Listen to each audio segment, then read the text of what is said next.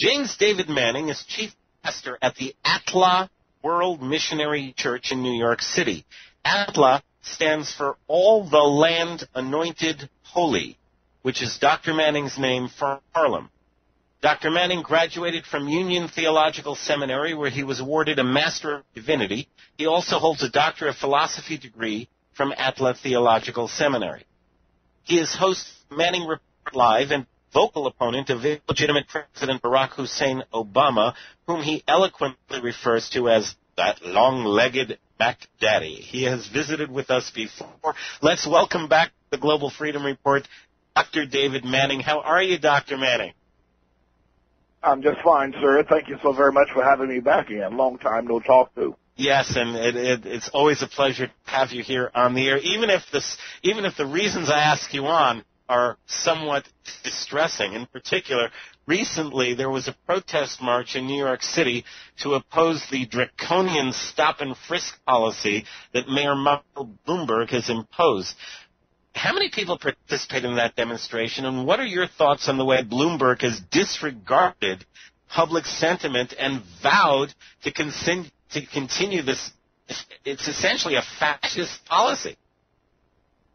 Well, I don't know exactly what was the total number that participated in the march. It was pretty large. Indeed, they marched right by our church on a Saturday afternoon and held a rally right across the street from our church. It was a fairly large showing, New York style. However, I think that Bloomberg has the support in this stop and frisk, this draconian, as you said, these measures taken against people who the police are simply told if they suspect anything amiss, you have the right to, in my terms, jack people up. But he's got the support, large support of the black or African-American political community, not the local standing community, but many black politicians support him wholeheartedly in this maniacal, if you will, disruption of the constitutional rights of people standing on the streets of New York City. I don't even understand that why anyone would support this. The Bill of Rights, the U.S. Constitution, these provide certain protections designed to prevent our country from becoming like Adolf Hitler's Nazi Germany. One of the most important is that we are to be secure in our persons and property from arbitrary searches and seizures. Yet in New York City, the policy allows for cops to just stop and frisk anyone, anytime they want. I understand that they have suspicion, but, hey, I didn't like the way this guy looked. That made me suspicious, so I'm now justified. Right. How did such an unconstitutional, obviously unlawful, Nazi Germany-style policy become implemented in the biggest city in what is supposed to be the land of the free? Again, there is no opposition, but I have been asked this question in interviews prior to being on with you. And I've thought about for some time as well, since I'm here in New York City. And I've looked back in history. Three people, I think, remind me of Bloomberg. One is Caligula, an emperor of Rome, who really went insane in the midst of his leadership of Rome, mainly because of his own personal insecurities. And that's another psychological read on a very prominent emperor. And then Nero, which was another and successor of Caligula, who, the term is that he should allow Rome burn, and others allege that Nero actually set ablaze to Rome. And then the third person that Bloomberg reminds me of, ironically, is Hitler. And all three of the people prior were terribly insecure, but were able to amass a number of people around them who supported their insecurities and their psychological failings. Black leaders who have been paid off by Bloomberg, and because Bloomberg has no chance now of becoming anything of note on the political scene, not the president or vice president, his insecurities are beginning to set in. And he's doing things such as restricting how much you can drink, what you can drink at a movie theater, in addition to stop and frisk anytime you so choose. But truly, this is happening because the man is slowly going insane. But the people around him are like the emperor who has no clothes. They're afraid to tell him. And many black politicians live very high and very large. I mean, they get large sums of money from a man who has as much as $40 billion. And that's what's going on with our city now, and that's why these unconstitutional laws are being passed here in New York City, and nobody's opposing it. Not even Al Sharpton. I mean, I'm astonished because I grew up in New York City. I mean, I was one of the big I Love New York proponents for a very long time. But this guy seems to be a two-bit king. I mean, I know he's very rich. I know he's got a lot of money. But I hate to think that it's as basic as that. He's just buying his authority. Because, yeah, you're right. He's trying to tell people they can't have popcorn, can't have big-sized drinks, they can't, because he says it's not good for you. And therefore, you have to obey him. The man is like a tin-plated, he sees himself as some kind of a ruler rather than a public servant. I don't mean to be disingenuous or flippant here, but if Bloomberg continues in this city much longer, it may be illegal to be found with a pound of salt in your house. I mean, he is absolutely passing these laws. He's got people in the city council that are rubber stamping what he's doing. People in the black community who are affected by at least these stop and frisk laws, more so than anybody else. But they have been bought and paid for by Bloomberg going back to his 2 elections. And they are definitely afraid of raising the voice against them because they may find themselves in prison in Rikers Island for all the bribes that they've taken and the things that they have done. But no telling what's coming next. I mean, salt may be considered contraband at some point in a restaurant in New York. Yeah, and it's absolutely nuts. Oh, wait, let's take, supposedly the courts are out there to effectively stop this kind of egregious overstepping of one's authority. Has this fascist policy been challenged in the courts, and if so, with what kind of results? And if not, why not? You have to.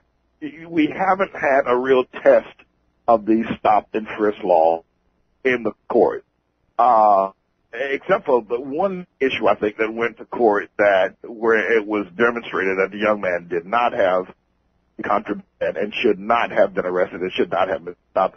But on the other hand, you have to realize that Bloomberg controls the New York media as well. And the media played it down. The media just looked at it as another arrest where the police perhaps had due cause or reason to suspect that the person was acting suspiciously. And so therefore it didn't get any traction. We have not had a test case yet in the New York area where the courts will come forward. But you have to also remember that Bloomberg News and New York media are controlled by Bloomberg's power, and they're not going to publicize what you and I are discussing here. It's going to have to be grassroots efforts to have this matter become a major issue where the courts will begin to move against Bloomberg and stop the police. Now, but this policy is a direct violation of the Fourth Amendment to the Constitution. Can't this be challenged in federal court? And I can't believe Bloomberg has control of federal courts at this point. Maybe I'm wrong. No, you're right. You're absolutely right. He does. You're right on both counts. Yes, it can be challenged in federal court. It is a violation of the Fourth Amendment, illegal search and seizure. And Rich, you're right. He doesn't have the power to stop the courts from adjudicating appropriately.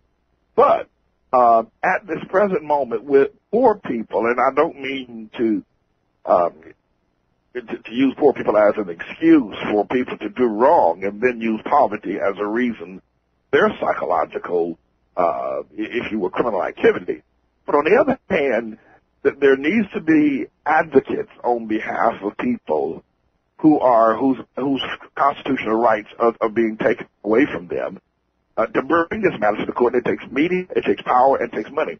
But there's an erosion going on in our country of constitutional rights. The Second Amendment, the National Defense Authorization Act recently passed.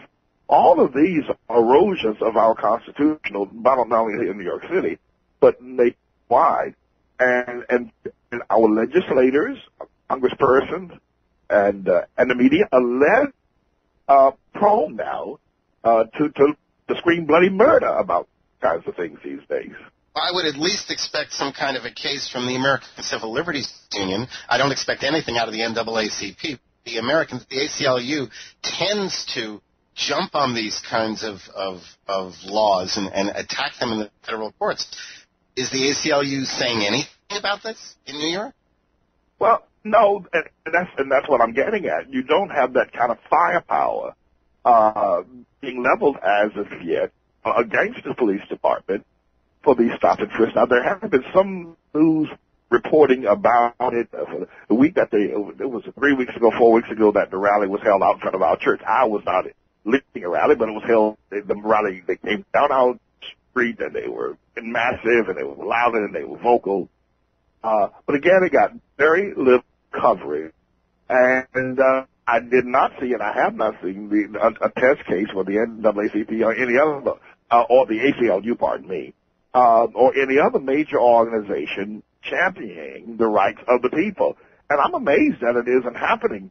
And my best summation of why it's not happening is because Bloomberg is such a wealthy man that he controls and pulls so many strings here in New York. And then that people are just afraid of having their power muted if they decide to raise themselves up against Bloomberg. But I suspect that at some point it's wide open. Something's going to happen. We're going to have an Amadou Diallo where it's going to be a stop and frisk. It's going to end in death.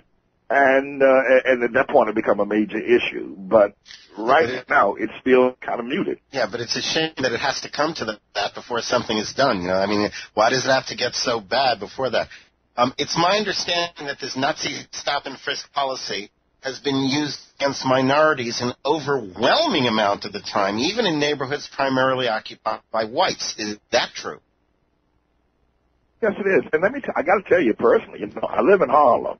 You know, I don't work here and then live in some, you know, sleepy suburb.